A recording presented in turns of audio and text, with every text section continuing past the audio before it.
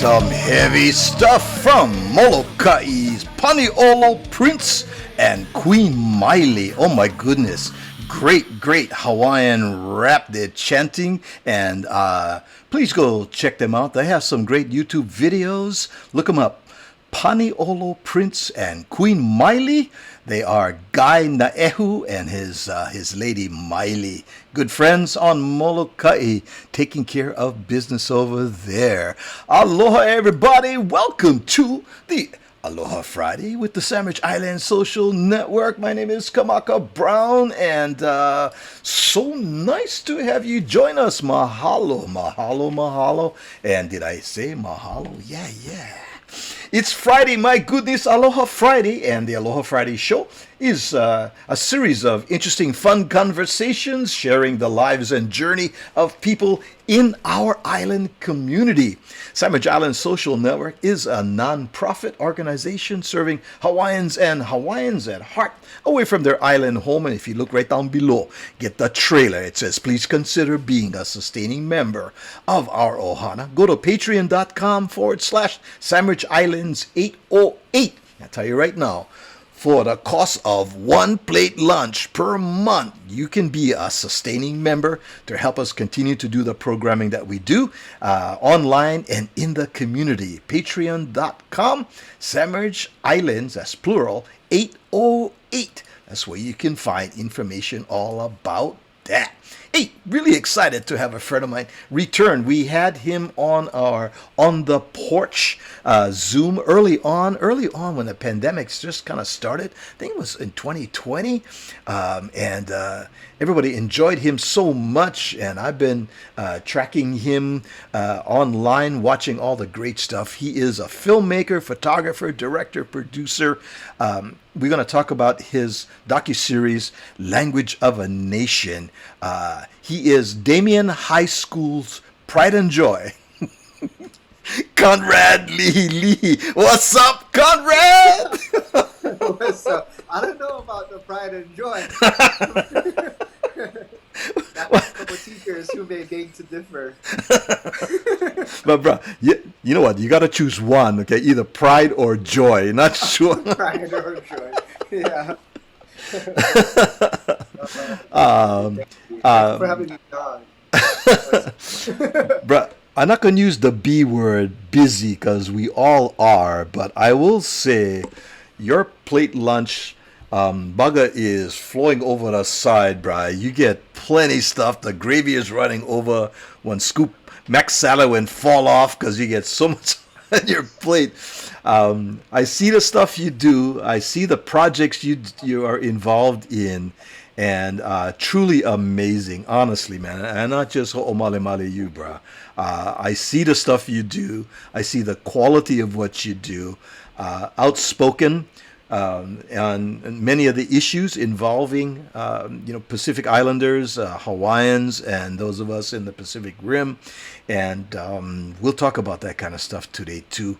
And you're not just a pretty face, bruh. You do, well... So just real quick, kind man. I asked for some pictures. You never send me pictures. So I didn't know what to send. I was like, pictures. So it's gonna be all selfies. so just for that, I found this, you bugger. Yeah, no. Hey, hit me. I kept it open for you. How old are you in this picture, bro? I don't know. It looks pretty young. 5, I don't know. Your answer should be apparently old enough to know already, or at least to like, what's this going on? I'm looking at a cockroach on the ground. I was checking for cockroach. The eye line is going. So even then, as a future photographer and a filmmaker, you were looking for proper blocking and light and how to position, the shots, right? Yeah. I was finding inspiration early.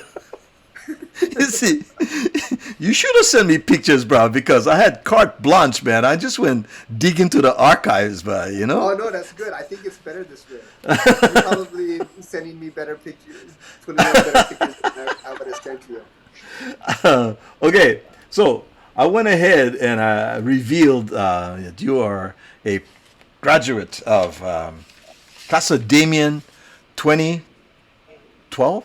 20, Oh, I thank you. oh, sorry, 2000 and 2001. Yeah. 2001. Is that right? 2012.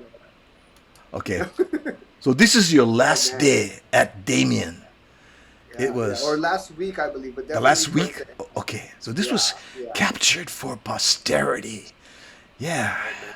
Tell me your thoughts as you look at a young Conrad Lihilihi there.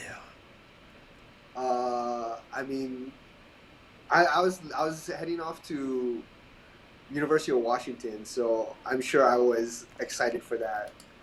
Uh, but I mean, that was coming from a time I think wasn't even sure.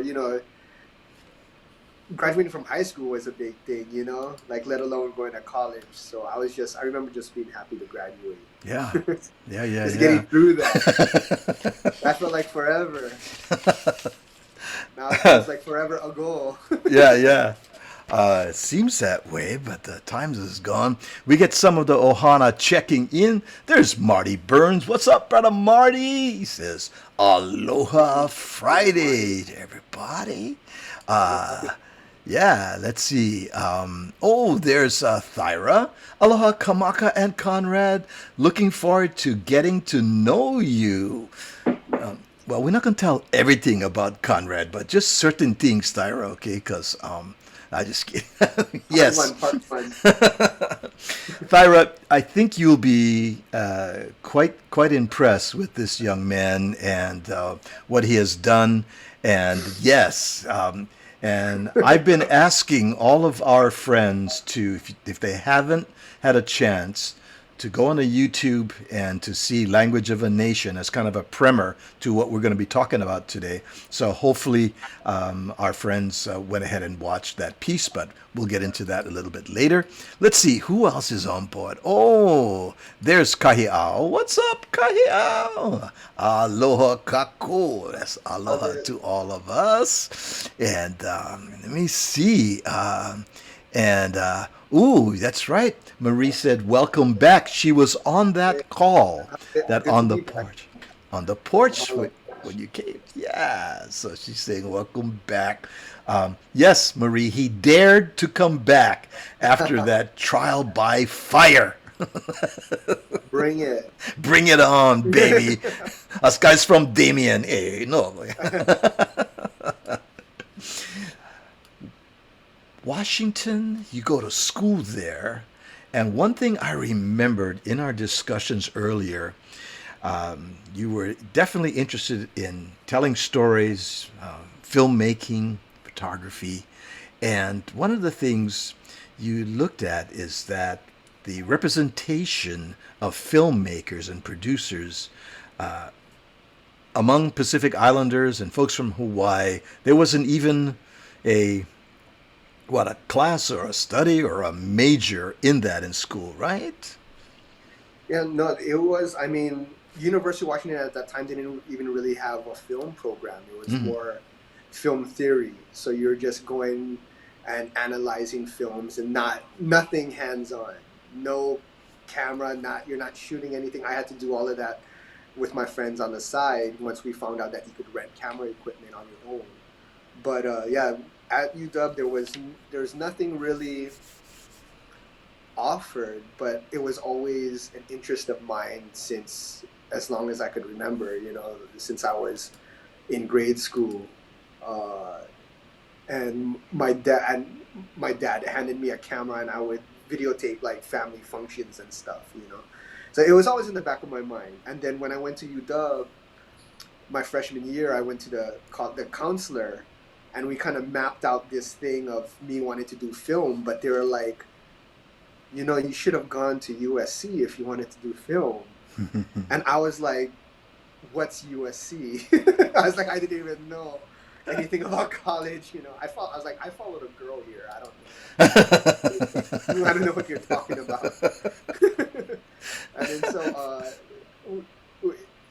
when it came to the representation, that wasn't necessarily a thought in my mind until I was going into my 5th year of college, and I had the prereqs for pretty much everything. Like because at one point I was trying to major in computer science, so I did all the prereqs for that, and then I switched to, I was like, why am I doing this? I switched to mechanical engineering and did the prereqs for that. I was like, no.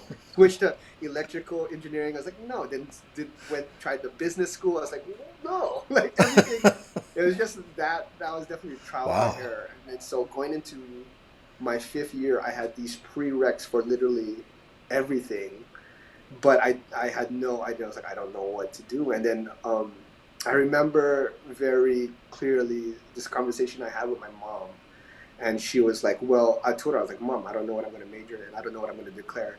And she's all like, well, what do you want to do? And then I remember it clicking and thinking that was the first time anyone had asked me what I wanted to do. Because up until that point, everybody's like, you know what you should do? You should do this, or you should do that, or you know what makes plenty of money? You should do this. Oh, you know what I mean? So it was all of that, like, Yeah. from every angle. And then it was crazy, just that one, well, what do you want to do? Well, change the game. And then I was just like, film. Like, that's what I've been wanting to do. So because there was not necessarily any film program, and I had taken all the film classes already, and I was like, I didn't want to major in the film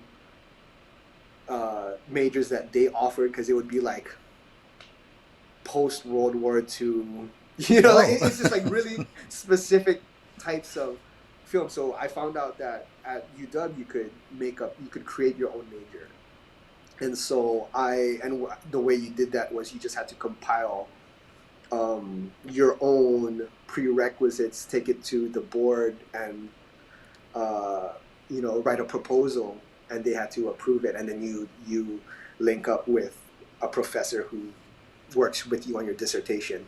And so that's what I ended up doing. I ended up combining all my ethnic studies classes and my film classes, and I created my major, ethnic identities in film. Wow. And in that process, that's when it kind of really started to hit home in terms of representation. Because at first, my proposal was Pacific Islanders in film, and the board rejected that and was like, no, that's too specific, change it. And I just changed the name I didn't change anything in the proposal, I just changed the title from Pacific Islanders in film to Ethnic Identities in film, and they accepted that. And then what became of my dissertation was, it was supposed to be, at first it started off as a 50-page paper about how, and I was going to write it on how Pacific Islanders are misrepresented in film and TV. And I was a couple of pages into it, and I remember telling my professor, Professor, shout out to Professor Sumida. His family is Sumida, the watercress farm. Watercress. Yeah. But Professor Sumida, I was like, Sumida, like, I'm just going to be complaining for like 50 pages. This is, I see it already. It's not going to be a fun paper to write. And then I told him, I was like, what if I just, instead of complaining about the representation, why don't I just write a script on how it's supposed to be done properly? Wow. And so that was actually the first script I ever wrote. And then, yeah, kind of, that was my introduction, along with other experiences in college. But that was really my first dive into representation and how it connected to film and TV. And then when I moved to LA, equally as an actor. Like, I was going out on auditions and stuff. And I would go out on auditions for everything except for Hawaiian stuff. I'd go out as, Latino, or, pretty much everything. And then when I would go out for Hawaiian roles, it would be like this fake farce type of what Hollywood thinks Hawaii is. And then there were parts that I missed out on because I would play things too authentic, and they're just like, I don't. It wasn't like what Hollywood thought. So it was just like this weird thing. But what clicked to me was it was like, oh, it made me see that it's because there's nobody behind the camera, and then so that's why not nobody from behind the camera from Hawaii. It's all the people telling these stories are visitors. They maybe go there once every couple of years. And talking about your college experience, yeah. Pu'uvai says that was me in college, prereqs for everything. Just that was her exposure. And then Auntie Hetty, aloha, Auntie Hetty, you do have to search your heart and be what you want to be. And sure. that pivotal question your mom asked you, right? As you say, it came as a full-on surprise because nobody had asked you that question before. Wow. Auntie Hetty says, welcome back, Conrad. So they remember you. They were on the porch back in 2020. Yeah. Wow. Good stuff, Conrad. Good stuff. Here's Kahi'ao. As a student of hula, part 1, talking about language of the nation, it's essential for you to learn and understand Olelo, Hawaii. And there was another comment here that I didn't want to pass by, which Thyra says, I saw part 1, love the history. When is part 2 and 3? We'll talk about that too when we talk about Hawaii language and name. Good questions. Thank you. Thanks, you guys. Keep them coming. Well, good. So at some point you saw opportunities for you to kind of fill a void, if you will, of representation among filmmakers, among to folks who are generating the narrative, telling the stories, huh? For sure. Yeah. Oh wait, sorry, my sister's coming home right now. Oh, it's okay. She gonna make lunch. She gotta make lunch. She's a quick plug, dancer and chef.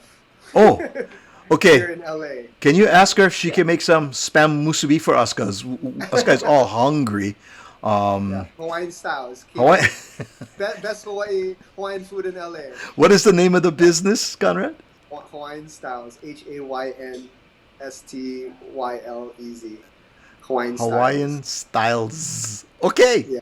Yeah. No worries. Sorry. Quick look. She just walked in. We are all about promoting, absolutely, Hawaiian styles, you guys. Yeah. But sorry. Go ahead. Sorry. No, I was talking about how you saw that there was a lack of representation or the stories not being told authentically. Yeah. And how did you feel about that? I mean, of course it was frustrating at first, and then you kind of fall into this, I guess you just got to play the game, this kind of weird like acceptance of it. But I remember being interested in being in front of the camera and in back of the camera equally. And then it wasn't until a conversation with my cousin, who he worked in the industry on more of the business side for a while. And he, in our conversation, he came at me with more of like, you should pick one, concentrate. I know you want to do acting and filmmaking, but if you pick one, you could concentrate on that, master that, and once that takes off, that could fuel the other thing. Because I was just kind of spreading myself thin at that point in terms of, acting and writing, directing, and both are take so much of your attention. And so when he put it that way, that kind of opened my eyes in terms of, if I'm going to pick one, and it's not like I'm going to negate or stop doing the other, but if I'm going to pick one for now, it only made sense to me to write and direct, because that was if it was clear to me that they were going to try to tell Hawaii stories. They were going to try to tell our stories, whether we like it or not. And we could either hope to, oh, please pick me, please, oh, please pick me and bring me on your project that I'm only going to be irritated on.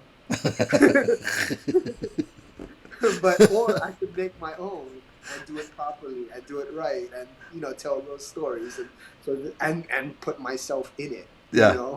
I know sometimes we watch some shows about Hawaii, whatever, and we used to go, "Oh hell no!" Yeah. Hello, right? You say, wow. Yeah, yeah, and that's all because it's just these are stories told by some people who don't live or who aren't from Hawaii, so that's their perspective. Yeah. And so I it was easy. I mean, it was easy to see too because I felt it seemed like I was the only one here at that time in 2000. This was 2008.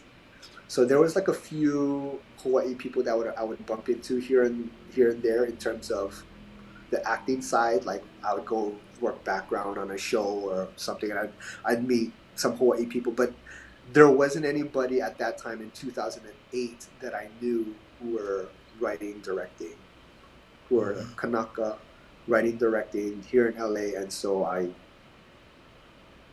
took that opportunity. Yeah. Auntie Hetty says there is positive movement on authenticity now for the Hawaiian language and history and showbiz. The hula on Lilo and Stitch is an example. And I think, and help me on this, whether you agree with this or not, and some of these productions that have come out, a difference between it being entertainment and it being a documentary. Much of that which comes out of Hollywood is for entertainment value only. And for instance, in Moana, for instance, the positive thing I got out of that was about navigating by the stars and wayfinding, and if it generated a conversation and caused people to go and learn about that, about Polynesians navigating without tools, navigational tools, but using stars, flights of birds, currents, all of that, then that's a good thing. So even they said, oh, that they did that, I said, well, it was animation, it was entertainment, it wasn't a documentary, but if it starts a conversation, I think that's a good thing. Your feelings? I think the conversation is good to be had. I do get both sides though in terms of being critical and also taking it the opposite side of just taking it as entertainment. Me, I used to be more critical because and so that's why I understand like people who are critical, because on one hand these are the first images that the world is kind of seeing, and so you want to guard those images. Sure. Because if the wrong images, even if it's done with the right heart in mind, it's like it's wrong. That's not, what I mean. So it's just I get that critique, but also there is the entertainment value, and it's always a hard thing to balance the two. Sure. But that's why I do believe if you have a filmmaker or if the storyteller is from Hawaii, at least I would like to think at least the truth will trump the entertainment, or you would find a way to present the truth in an entertaining way, versus if you're, in my experience, if the person is not from Hawaii, the entertainment is going to trump the truth. And to me, I get it, but that, and then I get that filmmakers and storytellers are going to do that with Hawaii. And we see it even today with recent projects. Yeah. And so, but for me, I mean, as much as those projects, certain aspects of it bothers me, I know that the double-edged sword of it is, I know that at the very least that's opening up the doors for us to come in afterwards and do it properly. I mean, I guess that's sometimes that's a tough pill to swallow because you see this wrong stories coming out because people have access, in terms of they just have money to tell Yeah. these stories. They Yeah. we'll get there one day and we'll do it Yeah. properly the second time around. But so that's more of like the thing that I feel like I'm not even combating isn't probably the right word, but uh, it's a delicate balance, entertainment and trying to tell the truth. Trying True. to be authentic. So But I yeah, just saw little news release on Jason Momoa, yeah, um, actually writing, producing and starring in hmm um, stories about Hawaii. That's going to be interesting to watch and to see how that yeah. develops. Yeah. Oh yeah, yeah. I'm excited about that one. Like I know a couple of the people who are behind that, in terms of like the producers and the writers and stuff like that. And I know uh, how hard they're working on it to keeping it authentic because uh, I know the main writer producer of that Pa'akai, he's he knows the history and he like I know that he wants to do these stories right. So I know in terms of his knowledge and his heart, I know it's all in the right place. And where Jason is in his career right now, he has the star power Yeah. to do like from what I heard, uh, they sold this uh, show. Not that it was easy, but you know, they sold it in a way where they could do what they want. Nice. And Good. so, knowing them, I know that they're taking this opportunity to unapologetically tell the truth. And Should be interesting, man. yeah, so I'm just curious to see. Yeah, I'm curious to see how it's really the.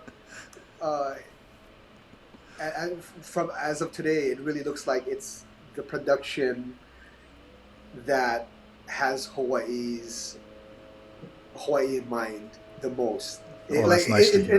In terms of like any film or TV show that about Hawaii, this is going to be the first one where from top to bottom they're trying to they're from Hawaii and they know the history and they're trying to do that, you know, as Yeah. much as unapologetically tell that story as truthful as possible. Good. So I'm excited about that. I've been following, and I was one of the GoFundMe supporters. My cousin Kaliko Ma'i'i and his partner Pa'aina. I'm trying to think of his partner's name, but they put out Hawaiian Soul, which is a story of Yeah, George Helm. It was a short, about 20 minutes, or 20 minutes or a half hour, and they've been showing it around the islands. And I said, come Southern California, we'll try and get some funding to make that happen. But they wanted to have the story of George Helm told, and they had the blessing of the Helm family, and you see members of the Helm family. That Raiatea is in it as well. yeah, So that was a nice, where they sought to make it authentic and thought to make it as close to the true story, and it was done quite well. Those guys, they did really good. So I got the Hawaiian Soul T-shirt as one of the supporters. I'll wear hey, that. there you go. I said, right Nice. on, cuz, right on. Yeah, yeah, Yeah. nice. So let's see. Here's Kahi'ao, and she says, Conrad, as an artist, do you have any thoughts in why Hawaiian music is making strides versus in the film space? See if I understand the question. Making strides in the film space immersive in the films. Like Mm. strides in terms of just it's getting out there more. Maybe we Is should that qualify what there. or strides in terms of as an industry compared to the film Hawaii film? Can the Islander music scene be used as a vehicle to bring Islander films to mainstream? Oh, okay. So using music to attract more island film productions and it going mainstream. One of the things that not shocked me, but I was like, whoa, was when I first, I was it Meet Joe Black at the very end. Yeah. People are walking out, titles are rolling, and they're playing Israel Kamaka Viva Ole's Somewhere Over the Rainbow. And Yeah. I stood mesmerized in the theater as people were walking out. I go, that's Israel. That's you know, and maybe that's one example, right? Of that wasn't a Hawaiian music, but a Hawaiian artist in a Mhm. mainstream production of that. Yeah, yeah. Yeah. I mean, I guess, it, uh, for that first part, in terms of why Hawaiian music is, if I'm reading it right, why Hawaiian music is getting out there faster than the local Hawaii film. I mean, my guess would be music is relatively so much easier to make than a film. Like you could make a song, pretty much in a day. I mean, you can make a film in a day, but there's just so much more moving parts, I think, with films. So while you could push out much more Hawaiian music and get Hawaiian music out there into the world, uh, yeah, it's a bit tougher to push out a lot of Hawaiian films and good Hawaiian films to turn some heads. That's my guess in terms of why Hawaiian music is getting out there more than film. Okay, hold In on. terms, I've gotten some phone calls from HARA, the Hawaiian Academy of Recording Arts. They have some sure. complaints about how easy music is to write. You want to take those complaints right now, there, Conrad? Yeah. No, Oh I'm yeah, just yeah. kidding. Hey, I mean, write a movie. Go make a movie. Write a movie. No, so many I, more moving yeah. pieces. I'm not Absolutely. saying it's Yeah, I'm not yeah. saying it's an easy task, but I've I've yeah. It's two different things, Hmm. but I know that you could put out more music than you could put out more films. Like a Yeah, single person could put out more music than a single person could put out more films. So you could absolutely. saturate the market much quicker to get your artistry out there. Hmm. You know what I Yeah. mean? So, uh, and then in terms of it working off of each other, I mean, I try to uh, my ideally I'd like to use nothing but local Hawaii artists musically in all of my films, and I think the two go hand in hand. Music is such a big part of film, and so in terms of one kind of catapulting the other, I don't know, but in terms of it working to each other to elevate both, I definitely believe in Like that. that. Yeah. Here's Auntie Hetty. I look forward to your next production. The balance between truth and entertainment is delicate, but it is a start. Well said, Auntie Hetty. Well said. Yeah, exactly. Um, and here's Kahi'ao that says, so how can industries help each other if you share similar mission of being authentic? Hmm. I think actually just helping each other and being and collaborating. I think and not having the I think oftentimes, especially in Hawaii, and for some reason in some of the arts, there's this competitiveness, like, and there's this crabs in a barrel type of mentality where I gotta be the one to put Hawaii on. I'm the best, or I'm the this, and you forget that we're all on this island trying to do the same thing.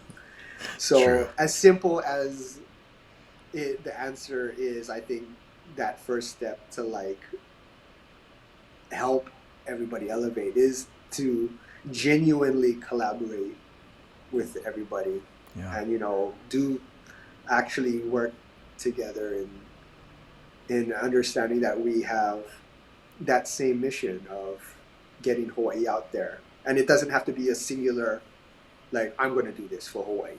And you don't have to put all of that on your back, because then that creates your bubble, and now you're at for whatever reason, now you're at competition with other people on the island when you should be working.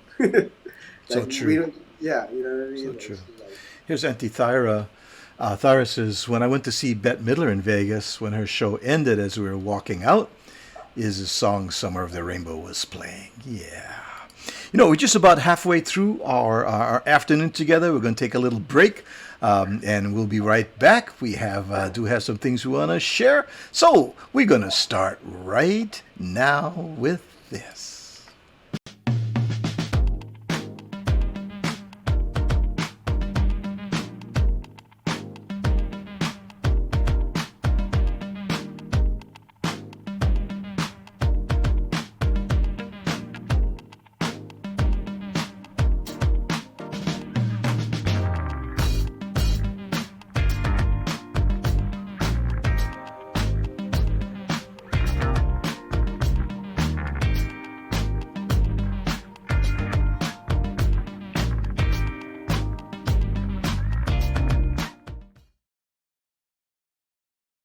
Yes, indeed. On the porch. Been going on for 2 years. Conrad was one of our wonderful guests about almost 2 years ago. Yeah, I think it was in the summer of 2020 when he came on, and we have not been the same since. I have to mention, it's been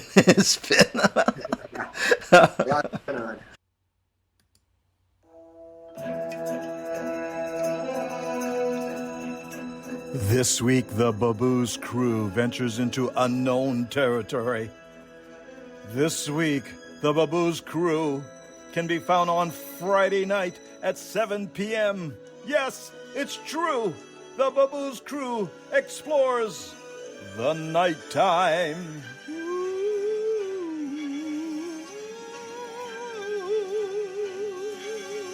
See you Friday evening, 7 p.m. for the Baboos Crew!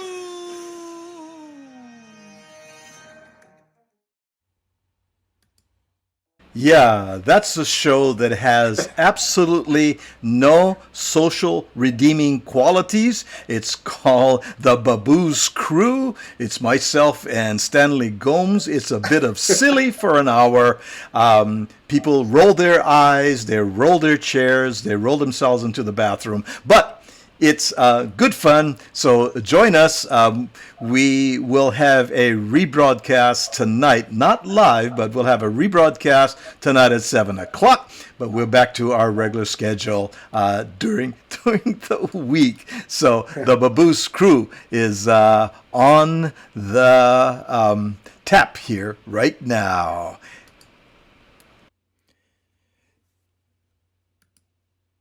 It's back.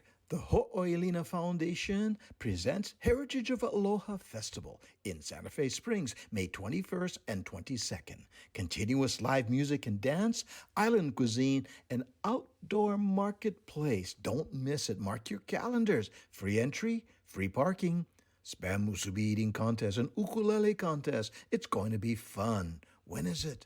May 21st and 22nd, the Heritage of Aloha Festival presented by the Ho'oilina Foundation. See you there at Heritage Park, 12100 Mora Drive, Santa Fe Springs, California. Yes, after a 2-year COVID hiatus, the Heritage of Aloha is back. So we will see you there in Santa Fe Springs. It's going to be fun.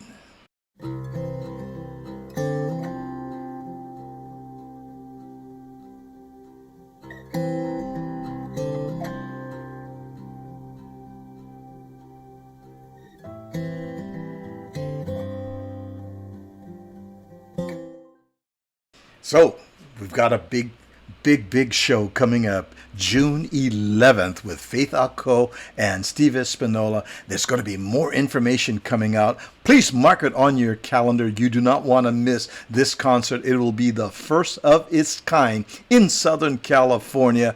Mark your calendars now. Saturday, June 11th, 2022. It's be at the Torrance Cultural Arts Center.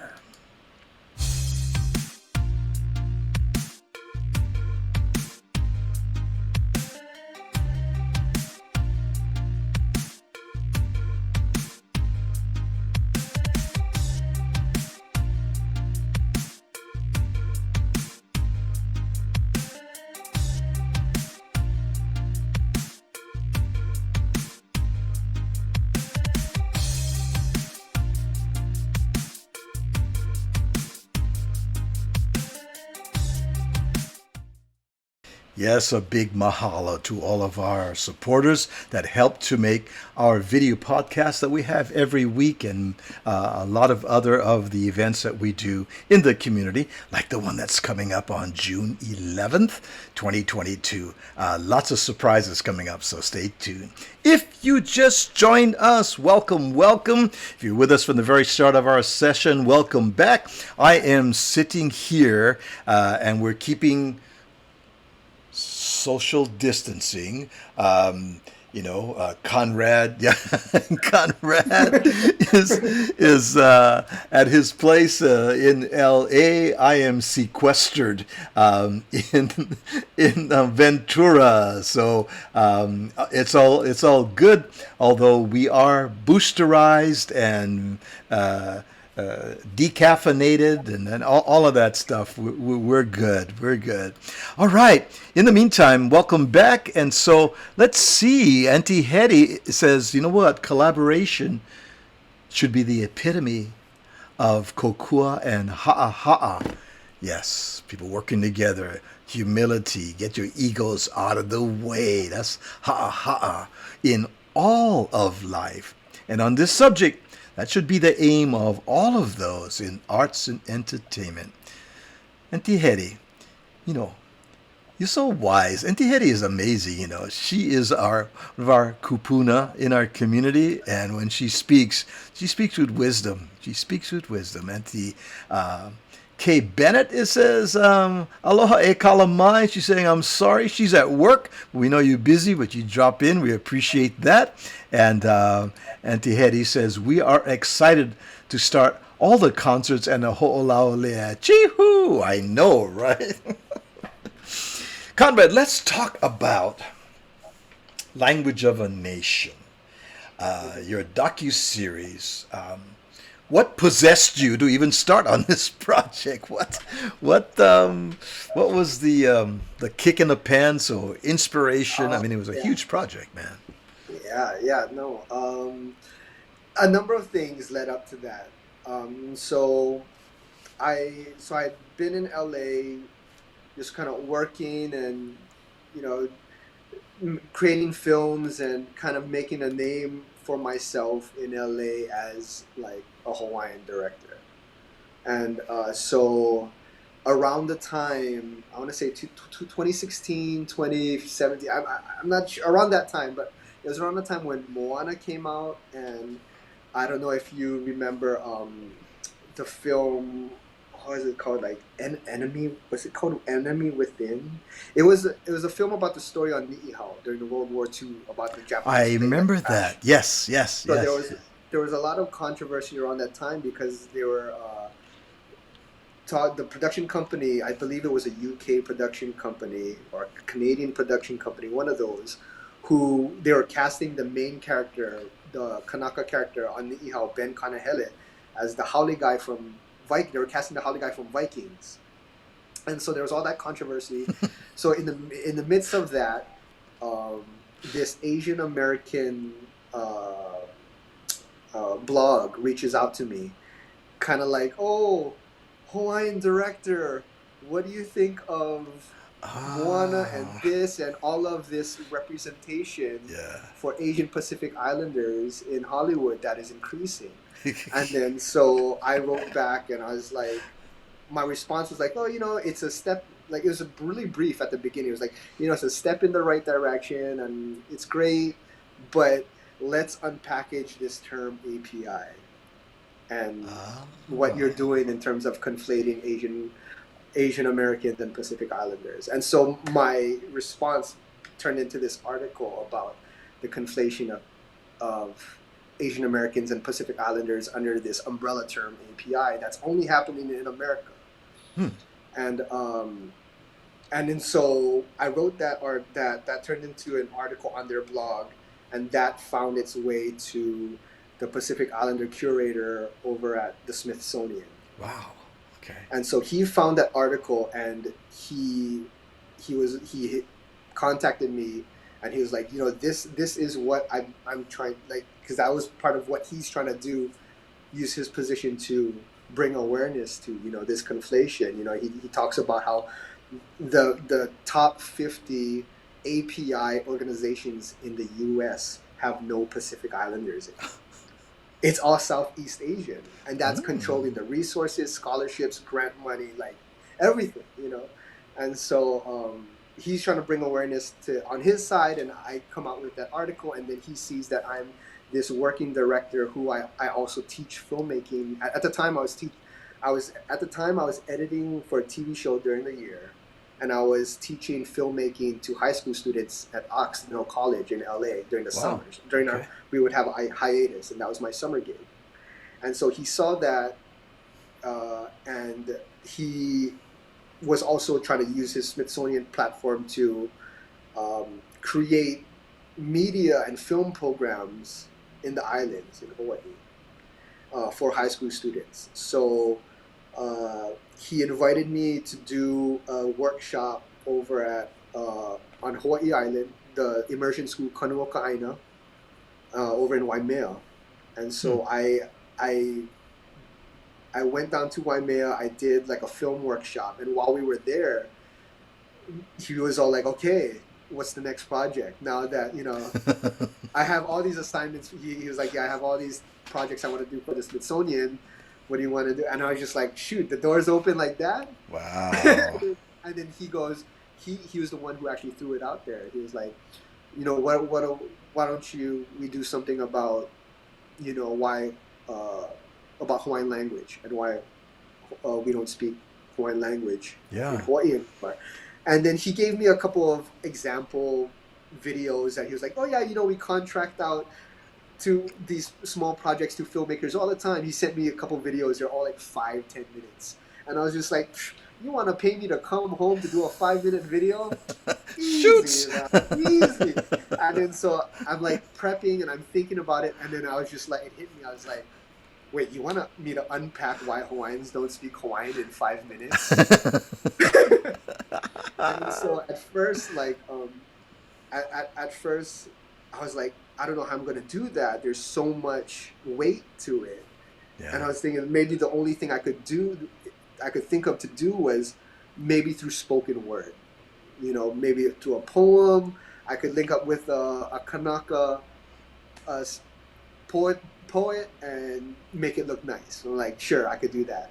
And then as it was leading up to the shoot day, things kind of fell through. And then I hit up the Smithsonian guy. I was like, this isn't going to work. These people are dropping out. I don't know, what to do. My flight to go back home to Hawaii is next week, and I don't have, everybody's dropping out.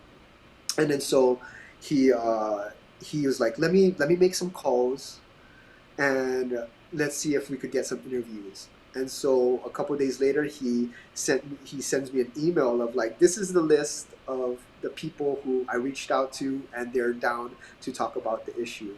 And it was all Kale Koa Ka'eo, Dr. Keanu Sai, Kumuhina. And I'm like, whoa. Big list. Like, That's a major hitters, man. Yeah. So he was just like, yeah, let's just interview them, and we'll see what comes from that. So it went from shoots to like, whoa, bro. Oh, yeah. Okay, let's do this. Yeah. So, let's look at a trailer. Let's look at the trailer you sent, right? Because I think it's beautifully put together. And for our friends who have not seen it, Enough said. This is the trailer for Language of a Nation. Why my people do not speak our language today in the way that we should. The reasons are complex and compound. Language really is the code of thinking. It is really the framework and how we see the world. And so if you can transform the coding of how people think, it's a lot easier to transform them to becoming so-called great, good American citizens. If you could take that away from this new generation, when they become the adults, right, they'll be indoctrinated in a particular way. We don't know what the Hawaiian Kingdom was. So today, when we speak about language, it's void of a country perspective. It's rather spoken to as if it's a native culture. It's spoken to as if only the natives have that culture. That's because we've been denationalized, and contemporary scholarship has manipulated the history of the Hawaiian Kingdom as if it was always controlled by the foreigner. It is so untrue, and it's so easy to deconstruct just with the historical documents. If they were in control during that whole time, why did they have to overthrow themselves in 1893? See, not knowing is one thing, but thinking you know as they taught you to know, that's even worse. That's the danger, and that's the power of that false narrative, of that story we've been fed, of that story we've bought into. With research that is being done now, we are now uncovering these issues that are undermining and rebuking what we thought in the Kingdom era. And that's where we're starting to find out that the Kingdom era was agency. We give away so much that is ours. This is where all of these things were preserved in law. That's the magic right there. One of the biggest things we don't realize, this is ours. And the story we've been fed is, this is not yours. Your history is not yours. The missionaries gave you law. The missionaries gave you private property. Private property is not yours. Law is not yours. If I'm the United States of America, I want you to believe Hawaiian Kingdom law is not yours.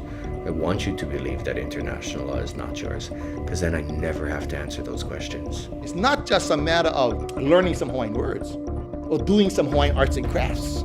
It's really about really understanding what our true history is. What is our true history?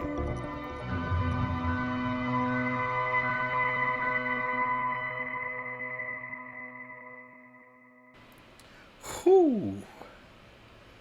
Powerful stuff. Even though I've seen it, I went back and I watched it twice, but even just seeing the trailer itself is mesmerizing. A powerful piece of work. Early on, Thyra Abraham said, I've seen part one. What about part 2 and 3? 2 and 3 is out, so if you're going to the YouTube link, there should be other links close to it. Okay. On YouTube, even if you just search it in the search bar. Mm-hmm. But right now, the first 3 episodes are out. Okay. The 4th episode I did not release yet because the plan is to edit a full-length feature film with episode 4 included. Nice. So nice. It's something new, so that if you watch 1 through 3, you know, when you watch the full film, it's still something new. But the first 3 episodes kind of lay everything out, and it's out there for educational purposes. So I believe they're using it at like UH and like at Kamehameha schools and stuff like that, and at different places, in different places. Fantastic. So 2 and 3 is out. Go to YouTube, and the other 2 installments, if you will, are already there on YouTube. Yeah. Some other comments I didn't want to miss. Let's see. Marie Clark says, I recently ordered Rise from Amazon, and because I saw it on your Facebook page. Very interesting. Okay. So tell us about Rise here. In fact, I had a little there it is. There's you with Rise. Tell us about that. So kind of similar to being reached out to for the blog. I was reached out to regarding this. So right here, Phil Yang, the writers of this book, kind of know each other through the community out here, the entertainment community, and through what I've been doing in terms of talking about the API term from the Pacific Islander point of view. And so they reached out to me and said that they're creating this book, like it's the history of Asian Americans in America, and there's a part of the book where they talk about where they get into API, and in terms of what we've kind of been talking about in terms of the term API is just the conflation, of Asian American and Pacific Islander stories. And so I've been doing a lot of those type of things and talks in the community. So when they reached out to me, we had like this 3-hour talk, me and the other guests on that, and we were just talking about that term from the Pacific Islander point of view, because that conversation is usually mainly just Asian American with no Pacific Islanders, but it's a part of that discussion. So that was always an issue, and that added to the confusion of the API umbrella term. So, yeah. And what a good subject source, you, Asian and Pacific Islander, you can speak from it. Yeah. And which I think is perfect, but I've gotten some negative kickback on that. Like, have you? This guy is Filipino. I'm like, yeah. I mean, if anybody to talk about it is Asian and a Pacific Islander, right? Somebody who's both, not just one. I don't know. I always thought that was I've seen it from both sides, guys. Having these conversations. But okay. But they reached out, and then they were totally open-minded with the conversation, and there's a number of typos in it, but for the most, and there's a lot that they, of course, they left out of the bigger conversation. But I think the important thing is for the most part, they got what we were talking about, and the conversation is being had. Yeah. And on a platform like that, so that's great. Mm-hmm.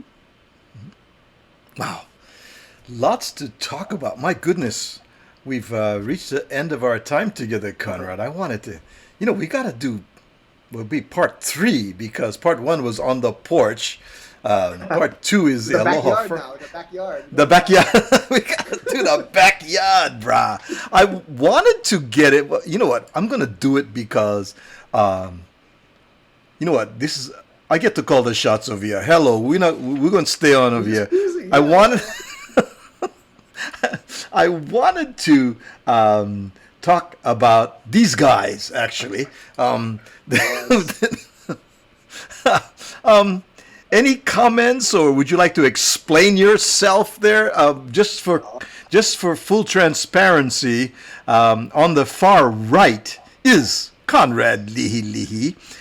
With the big hair. So explain yourself, Conrad. This is Tantaran Films right here. This is so mine is our friend in the middle. She was just there for the shoot. But it's me, and the guy on the left is Ryan Basilio. He's from Big Island.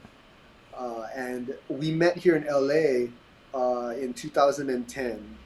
And he was here as an actor, musician, and we were just when we first met and we got to talking, we had similar goals and missions in terms of what we wanted to accomplish in LA. And one thing that I love whenever I meet somebody from Hawaii up here is how much they want to represent Hawaii and represent Hawaii correctly. Like it's always like in that mindset, like you move away from Hawaii, but I want to represent Hawaii good. And so that was one of the things that we initially connected on. And then when we started to realize what we wanted to do in terms of acting and filmmaking, that was just around the time how I was telling you I was talking to my cousin, and my cousin was like, pick one. Got it. And then I meet Ryan, and we start talking about comedy and sketch comedy, and how in that time, it was like 2010, we're talking about how, man, there's like really no our generation comedian. Like everybody has, you know, their, like the 70s, they have like rap and stuff. 80s, Andy Bumatai. 90s, Bulaia and Frank De Lima. 2010s is like the Bradas and Augie T and, right. you know, like, and we're getting into 2010s and it's still the Bradas and Augie T and like there's like and based on our skill set, I was just like, we can write, we can shoot.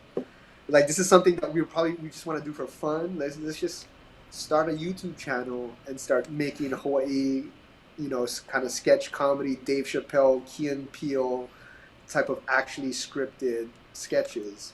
So aside from the wonderful, very serious, straightforward language of a nation and so much of that wonderful stuff, the comedic edge resurfaces here or surfaces. And on YouTube, where can I, friends, find? There's a series of great sketch comedy. It's Tantaran Films. Tantaran Films. Yeah, TUNTADUN Films. Tantaran Film. Yeah, I like that. Okay. Yeah, and then we started doing that, and then it was just something that, I mean, we're still writing. I'm editing something that we just shot in Hawaii a couple months ago. So, but the idea of that was always because we just have all these ideas just to get them out there and have fun, and that fit perfectly with the whole idea of me doing my own stuff and putting myself in it, and even just flexing that muscle in terms of getting those reps in. Yeah. For me as a filmmaker, you know, writing it, shooting it, editing it, those are all, making those sketches were all reps and experiences that I also took to make my serious films. And so you get to be behind the camera, behind the edit board, and in front of the camera. That has come full circle for you as well. How amazing, man. Yeah. And now we're trying to make that transition from like using our fan base from Tantaran Films and kind of shifting it over to bigger projects, kind of like, you know, how Adam Sandler has his Happy Gilmore production company and he's just making films with his friends for his audience. Right. That's kind of the idea that we had, was in terms of building our fan base through Tantaran Films, and then eventually using that to build something bigger. And actually, so right now we haven't shot anything. Well, we shot that one thing a couple months ago, but we've mainly been concentrating on, we're doing writing our first full-length feature. It's going to be a comedy horror. Wow.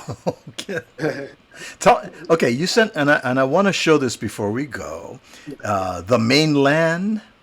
Right? Oh yes. And let's just take a look at it, and then here it comes. Here. Uno más. That was great, guys. Now let's do it one more time with those Latino accents. Latino accents. Back one. This is the kind of shit I gotta do to get recognized in this funky town? There are way worse ways of breaking into the industry. You know how many people would kill to have you arrange? Everybody's just trying to do whatever they can to get in the door. Arigato. Again, for the opportunity. Diversity is in. We just have to take advantage of it, okay? I see on your resume that you can speak Hawaiian Pidgin. Haraja. Raja. Haraja. Raja. Hey. What you doing on the mainland? I was just cruising the neighborhood, wanted to come see how's it like. Cause it's a trip. It's not even a poke bowl, they're more like fish salad. Tofu, bean sprouts, cucumber. I don't know what the fuck I'm doing anymore, bro. It's a numbers game. You with me?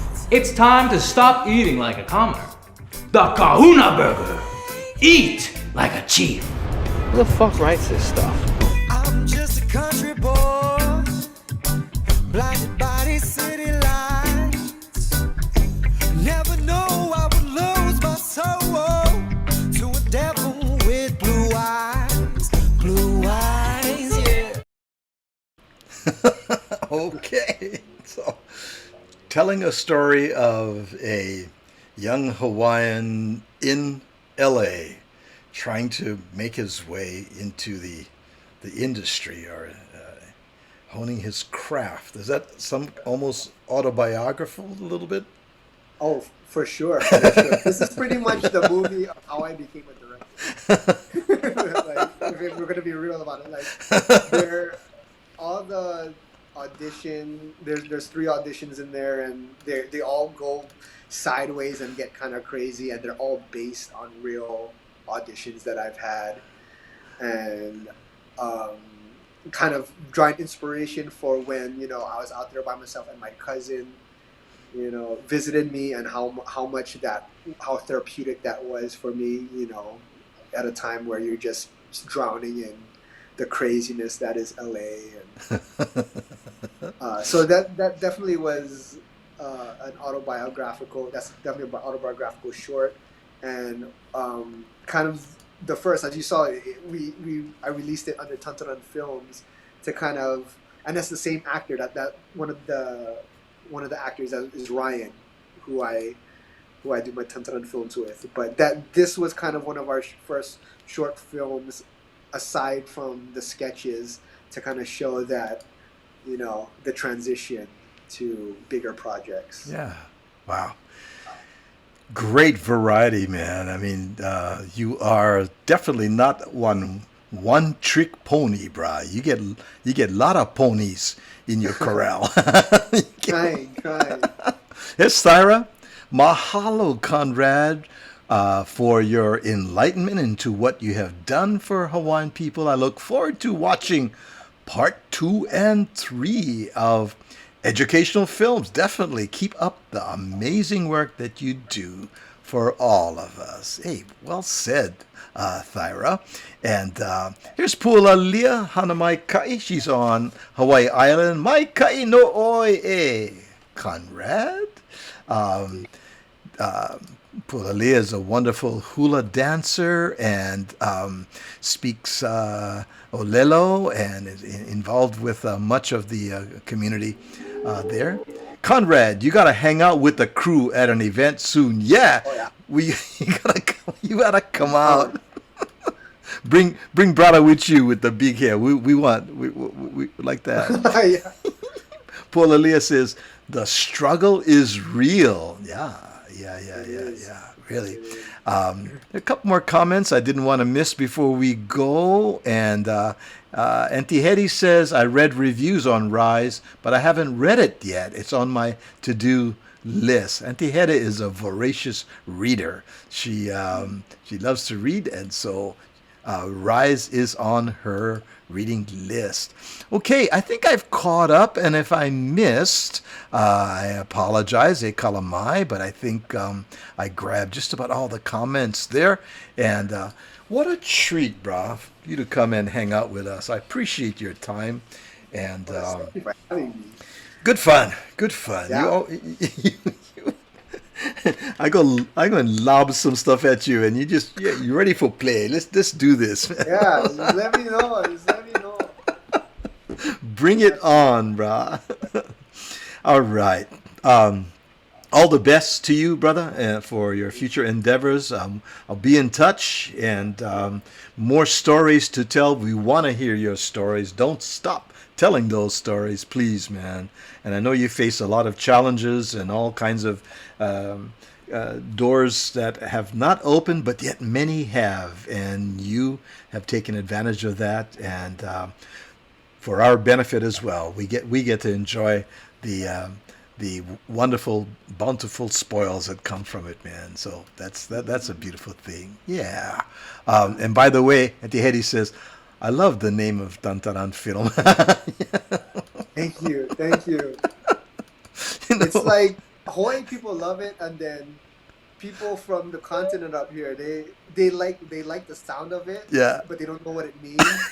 So the way we explain it to people up here who don't know what tantaran is, we'd be like, oh, it's like, you know, like when you, in a cartoon, and you're like, tantaran. So they like that. It's like, hey, it's working. Auntie Hetty says, looking forward to more of your work. Conrad Ikaika Lihilihi. It's all good, right? So we're going to send Conrad back to the green room. Hey, mahalos, Conrad. You take care, and we will see you soon. We'll be talking story, man. Aloha, Conrad. Aloha, take care, everybody. man. Aloha. Thank you for having me. And off Conrad goes to the green room. And we want to thank all of you for joining us today on the Aloha Friday show. Big mahalos to all of our wonderful supporters that make the Aloha Friday show, the Baboose crew on the porch, and many other endeavors that the Sandwich Islands Social Network is involved with. So thank you everyone for joining us today. We hope you will have a wonderful weekend. We'll be talking soon. And right now, let's hear more of Paniolo Prince and his Queen Miley. Here we go. Aloha, everybody. Woo! There we go. Rodeo days, oh how we played. In the dust, in the rain, chasing the fame. Part of the game, Papa said, boy, make them remember your name.